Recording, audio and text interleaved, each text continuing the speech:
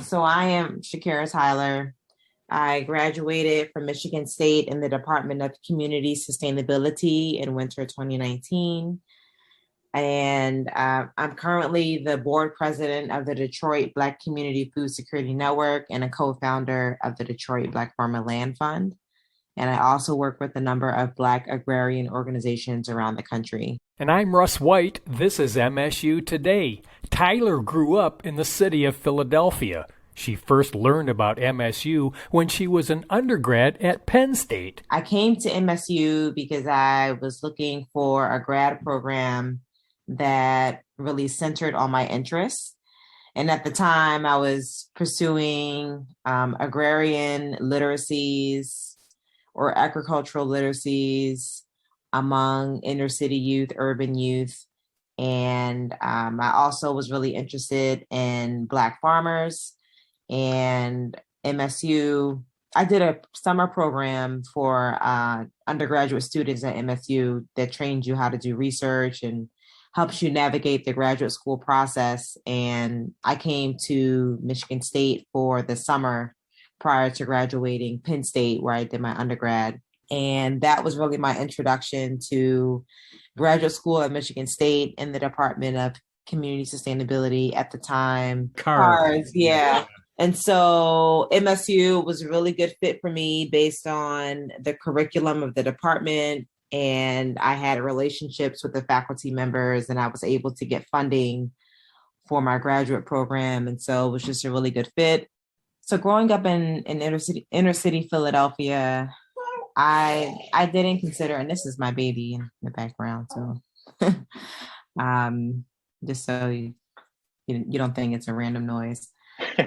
I love it. What's your baby's name? Moyo. Yeah, he's just looking at the camera, really intrigued by all the photos that are great to have him along on the conversation. Oh yeah, he likes to be involved, so you'll hear him every now and then.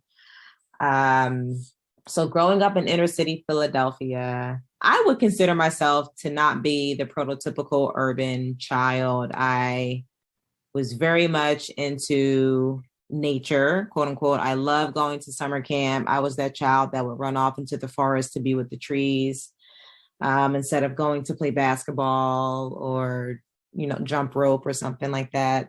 I was always drawn to the natural environment around me, just hugging trees and digging in soil for worms and studying the cycles of the moon. I always loved to do things like that I guess some people would consider to not be a common act among children in the city. And I just stayed with that passion. I knew that. So I wanted to be a veterinarian growing up. I loved animals. Like I loved going to see the horses.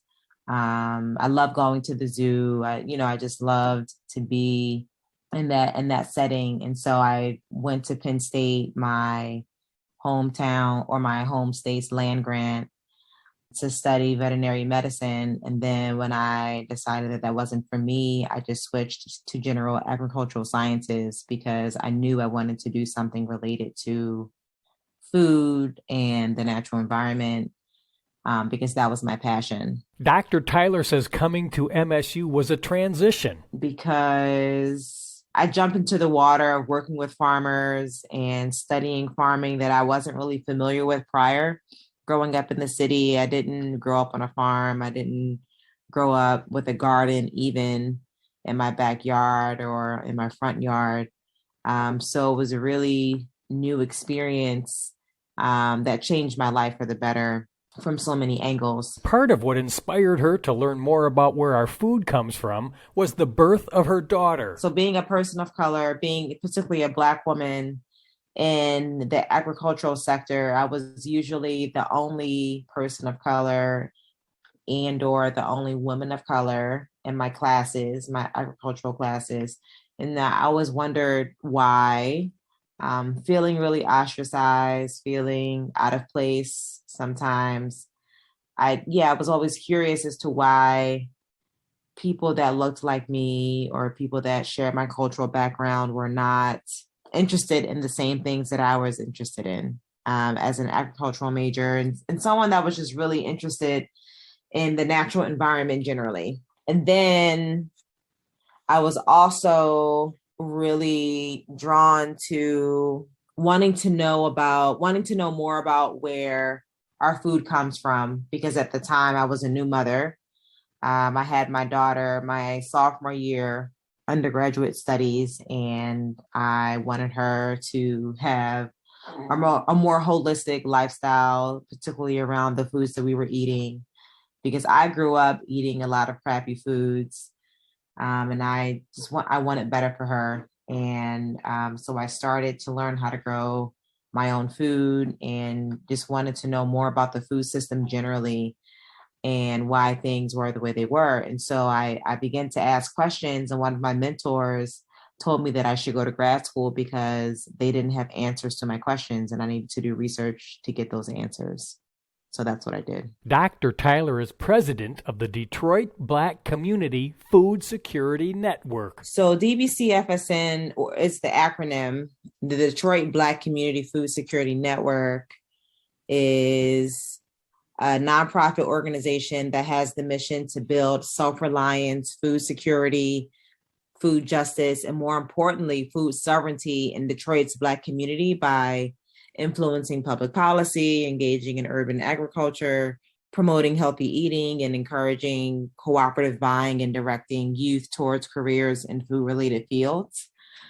So we have the vision of advancing the movement towards food sovereignty throughout the entire African diaspora, not just for Black Detroiters, because we understand that food is dignity, healthy food is dignity, and access to fresh, affordable, healthy, culturally appropriate food is a human right, which does not currently exist for everyone on this planet. And so that's what we're fighting towards. How do you define food sovereignty? Food sovereignty is the self-determining right to have a say in how your food is produced, how it is distributed, sold, and consumed, even recycled back into the production process.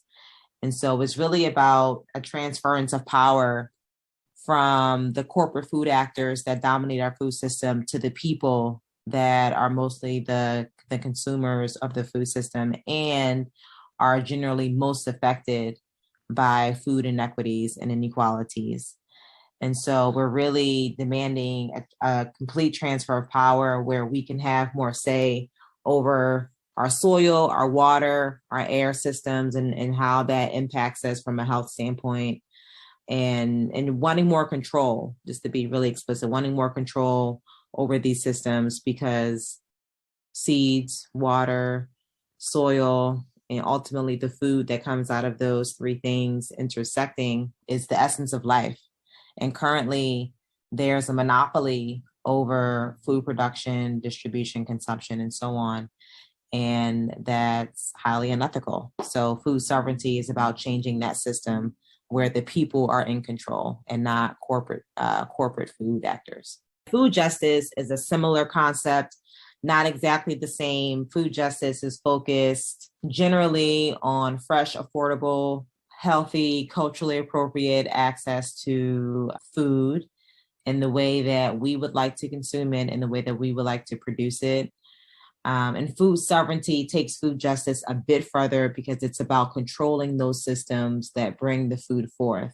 And so they're very similar terms, but food sovereignty is often considered to be a more radical orientation, where it's about ownership, community ownership of the food system, where oftentimes food justice is I don't want to minimize it, but it's a concept and a practice that centers around generally getting better quality food that's self-identified for the people who are consuming it. Tell me more about your work in Detroit. I'm with the Detroit Black Farmer Land Fund, that is a subsidiary organization of Keep Growing Detroit. We are a coalition of 3 long-standing Detroit urban farming organizations with a collective mission to rebuild intergenerational land ownership for Black farmers in Detroit.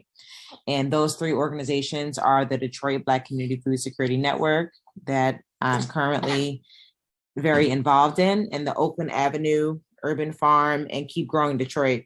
And so we're a coalition of organizations that are committed to being in right relationship with the land.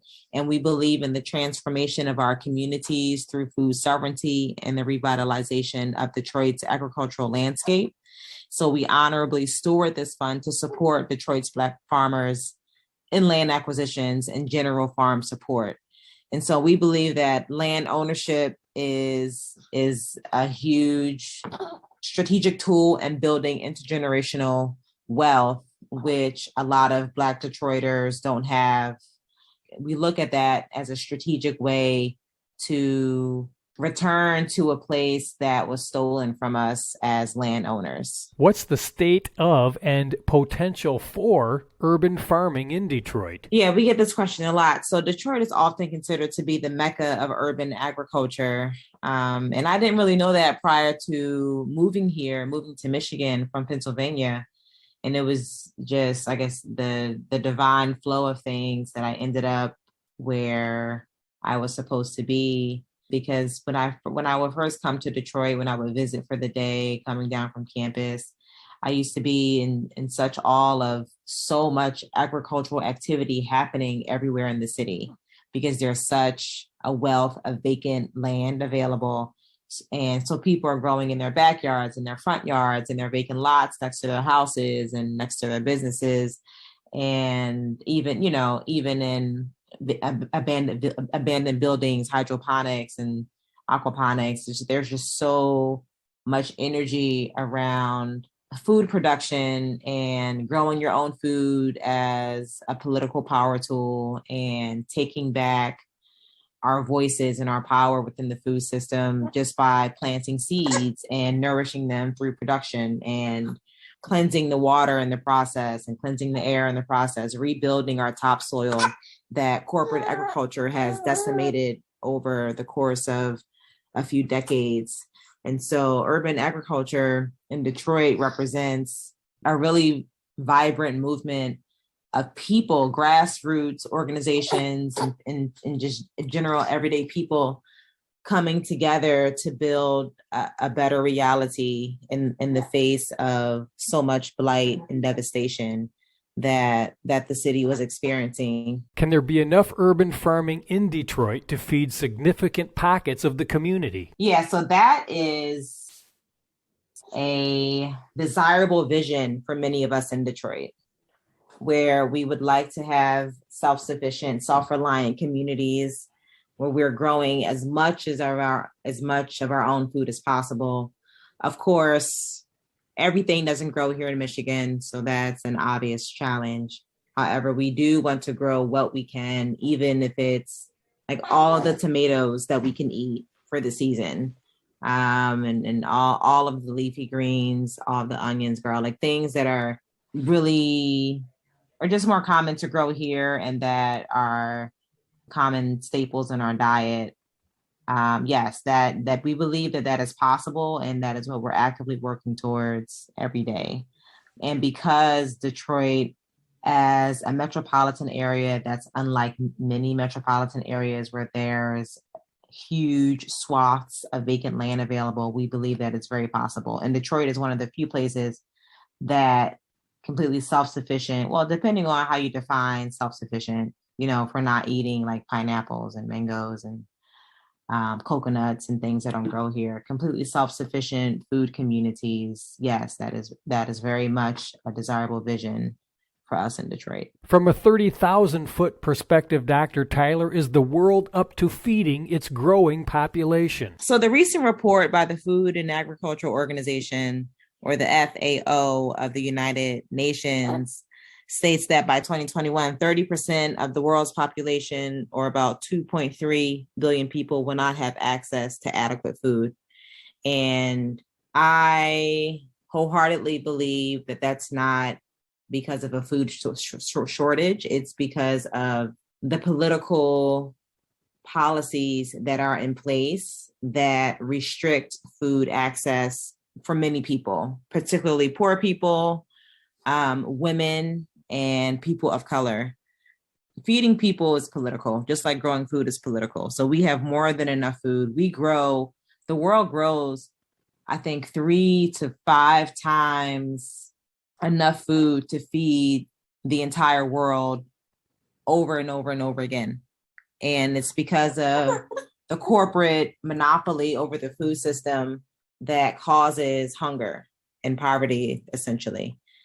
So I definitely believe that there's enough land, there's enough resources to feed the world. It's just, will the monopoly that has a chokehold on the food system be relinquished enough so that can happen? How does climate change impact the situation? Yeah, again, because of the corporate monopoly of the food system, our land and water and air supply are at very dangerous, toxic levels because of the complete raping the land of the resources and just putting profits over people at every sector of the food system and the environmental system generally, which is causing severe climate change on a global level. And it just so happens that those that are most affected are those that are growing majority of the world's food.